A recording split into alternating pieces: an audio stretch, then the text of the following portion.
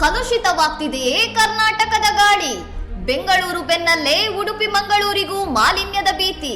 ಬೆಂಗಳೂರಿನಲ್ಲಿ ವಾಯು ಮಾಲಿನ್ಯದ ಮಟ್ಟ ದಿನದಿಂದ ದಿನಕ್ಕೆ ಏರಿಕೆಯಾಗುತ್ತಿದ್ದು, ಈಗ ಕರಾವಳಿಯ ಉಡುಪಿ ಮತ್ತು ಮಂಗಳೂರು ನಗರಗಳಲ್ಲೂ ಗಾಳಿಯ ಮಟ್ಟ ಕುಸಿತ ಕಂಡಿದೆ.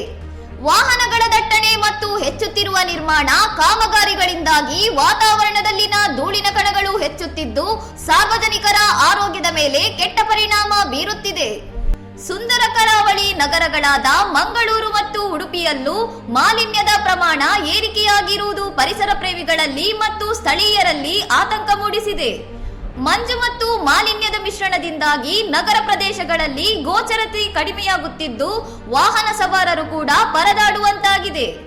ಉಸಿರಾಟದ ತೊಂದರೆ ಇರುವವರು ಮತ್ತು ಮಕ್ಕಳು ಜಾಗೃತೆ ವಹಿಸಬೇಕೆಂದು ತಜ್ಞರು ಎಚ್ಚರಿಸಿದ್ದು, ಮಾಲಿನ್ಯ ನಿಯಂತ್ರಣಕ್ಕೆ ಕಟ್ಟುನಿಟ್ಟಿನ ಕ್ರಮ ಕೈಗೊಳ್ಳುವಂತೆ ಒತ್ತಾಯ ಕೇಳಿ ಬಂದಿದೆ. ಇನ್ನಷ್ಟು ಸುದ್ದಿಗಳಿಗಾಗಿ ನೋಡ್ತಾ ಇರಿ ಸೌರಂ ಟಿವಿ.